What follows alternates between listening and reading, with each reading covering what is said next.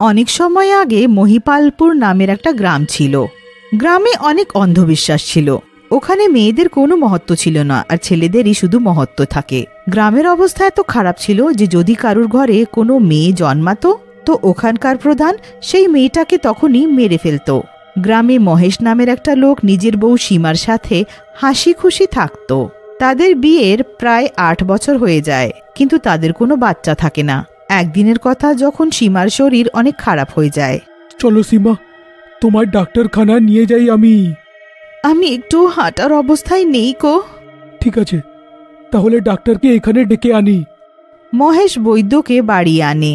বৈদ্য সীমাকে দেখে আর খুশি হয়ে বলে, আরে মহেশ বাবা, অভিনন্দন, তুমি বাবা হতে চলেছ। কি সত্যি? আপনি সত্যি বলছেন তো? মহেশ আর সীমা অনেক খুশি হয়ে যায়। এত বছর পরে তাদের ঘরে এই খুশিটা আসছে। মহেশ সীমার অনেক খেয়াল রাখে, আর সীমাও সবসময় নিজের বাচ্চার জন্মের কথাই ভাবতে থাকে। এইভাবেই পুরো 9 মাস পেরিয়ে যায়। আর এত অপেক্ষার পর এক রাত সীমার শরীর খারাপ হয়ে যায়। সেই রাতে জোরে ঝড় হতে থাকে, আর মহেশ সীমাকে নিয়ে বেরোতে পারে না। আর সীমার যমজ বাচ্চা হয়, একটা ছেলে আর একটা মেয়ে। দেখো গো, ভগবান আমাদেরকে 2টো বাচ্চা দিল। আমাদের মেয়েকে দেখো কত সুন্দর, কি মিষ্টি। সত্যি সীমা, এ খুব মিষ্টি দেখতে। এর নাম আমরা পরী রাখবো। হ্যাঁ সত্যি, পরীর মতোই তো আছে। কিন্তু ও তো মেয়ে, ওকে তো সাবিত্রী দেবী নিয়ে যাবে, ওকে মেরে ফেলবে। না না, আমি আমার মেয়েকে দেব না। চলো এখান থেকে পালিয়ে যাই। আমরা আমাদের মেয়েকে মরতে দেব না। আমি নিজের মেয়েকে কিচ্ছু হতে দেব না। ওকে সাবিত্রী দেবীর হাতে পড়তে দেব না। আমি একে এইমাত্র নিয়ে যাই, আর নিয়ে শহরে তোমার বোনের কাছে দিই। হ্যাঁ, শুধু এই রাস্তাই আছে একে বাঁচানোর। না, আমি ওকে নিজে থেকে দূর করব না। আমি বরং ওকে লুকিয়ে দিই, ঘর থেকে বাইরে যেতে দেব না। আর গ্রামবাসীরা কি করে জানবে যে আমাদের যমজ বাচ্চা হলো? হ্যাঁ, এই উপায়টাও ভালো। আর তারপর থেকে মহেশ আর সীমা পরীকে বাড়িতে লুকিয়ে রাখে। এইভাবে অনেক বছর পেরিয়ে যায়, আর পরী বড় হয়ে যায়। পরী, তুমি বাড়ির ভেতরেই থেকো, একদম যেন বাইরে বেরিও না। হ্যাঁ ঠিক আছে বাবা। সবার যাওয়ার পর পরী চুপি চুপি জানলার বাইরে দেখতে লাগে। ওর বাইরে যাওয়ার অনেক ইচ্ছে থাকে। যদি আমি বাইরে যাই আর মা জানতে পারে তো অনেক বকা দেবে। কিন্তু এইভাবে কতদিন আর বাড়িতে থাকতে পারি? আজকে বাইরে গিয়ে দেখে আসি যে কেমন আছে আমাদের গ্রাম। কিছু না ভেবে পরী বাড়ি থেকে বেরিয়ে পড়ে। গ্রামের সবাই পরীকে দেখে অবাক হয়ে যায়। আরে, আমাদের গ্রামে এই মেয়েটাকে! সারা গ্রামে পরী কোনো মেয়েকে দেখতে পায় না। চারিদিকে শুধু ছেলেকেই দেখতে পায়। এইসব দেখে অনেক অবাক হয়ে যায়। তারপরে সব ভুলে ঘুরতে লাগে। ঘুরতে ঘুরতে ও সাবিত্রী দেবীর বাড়ির কাছে পৌঁছে যায়। এই মেয়ে। হ্যাঁ বলুন। কে তুমি, আর আমাদের গ্রামে কি করছো? আমার নাম পরী, আমি পাশেই থাকি। ওই সাবিত্রী দেবী আছে না, তার থেকে রক্ষা করার জন্য আমার মা আমাকে ঘর থেকে বেরোতে দেয় না। সাবিত্রী রেগে লাল হয়ে যায়। ও বুঝতে পারছিল না যে তার থেকে বাঁচিয়ে কে একটা মেয়েকে রেখেছে। সাবিত্রী দেবী পরীকে তার বাবা মার নাম জিজ্ঞেস করে আর ওকে ওখান থেকে যেতে দেয়। পুরো গ্রাম ঘুরে পরী বাড়ি ফিরে আসে। তার মা বাবা আর ভাইকে পরের দিন আসার থাকে, তাই ও বাড়িতে একাই থাকে। রাতে যখন পুরো গ্রাম গভীর ঘুমে থাকে, তখন সাবিত্রী দেবী কিছু লোকেদের সাথে পরীর ঘরে আসে। ওরা পরীর উপর মারাত্মক হামলা করে আর পরী উঠে যায়। এইটা কি করছো? আমাকে কেন মারছো? আর তুমি তো সেই আন্টি না? আমি সাবিত্রী দেবী। কি? না না, আমাকে মেরো না। সাবিত্রী দেবী তার কোনো কথা শোনে না আর নির্দয়ভাবে তাকে মারিয়ে ওখান থেকে চলে যায়।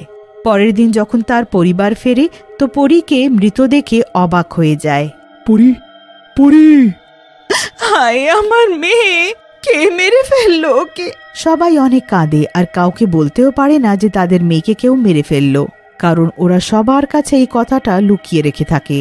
বেচারা নিজের দুঃখ নিজের ভেতরেই রাখে আর তাদের সব সুখ শেষ হয়ে যায়। এদিকে পরী মরার পর একটা ডাইনি হয়ে যায়।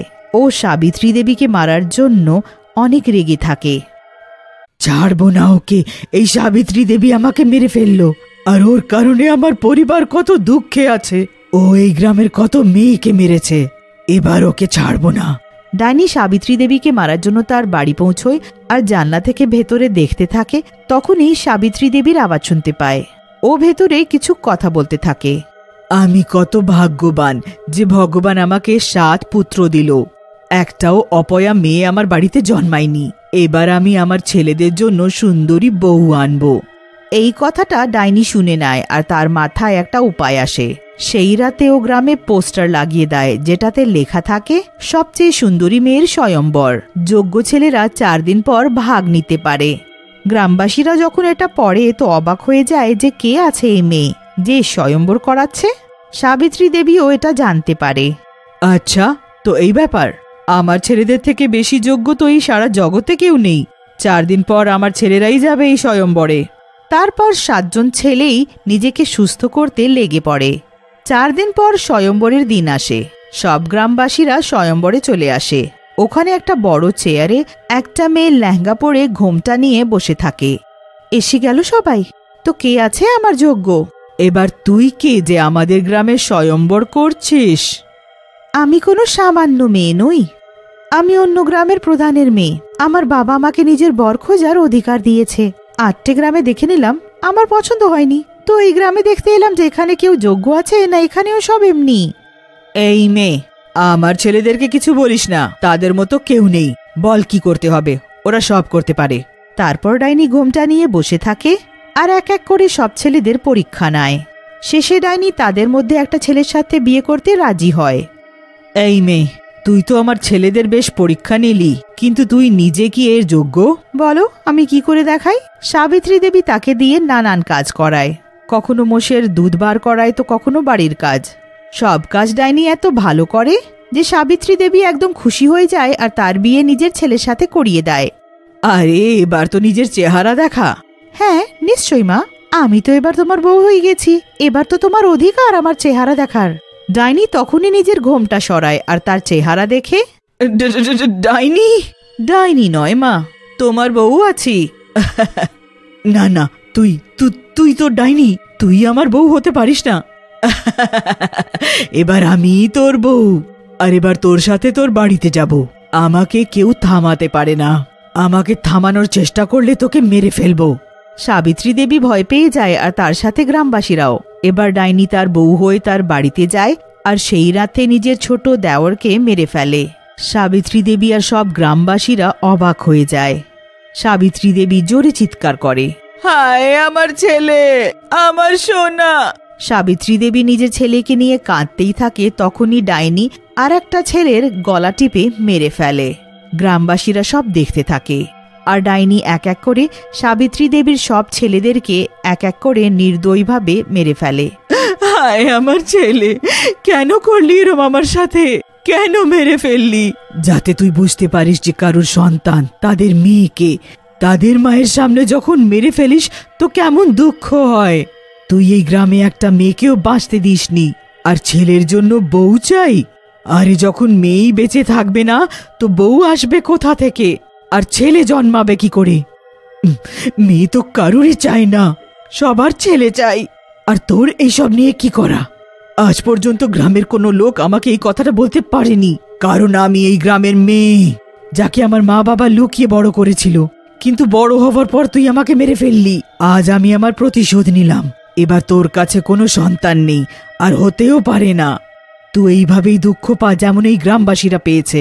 ডাইনি এইসব বলে ওখান থেকে চলে যায় আর গ্রামবাসীরা এইসব দেখে অনেক খুশি হয়।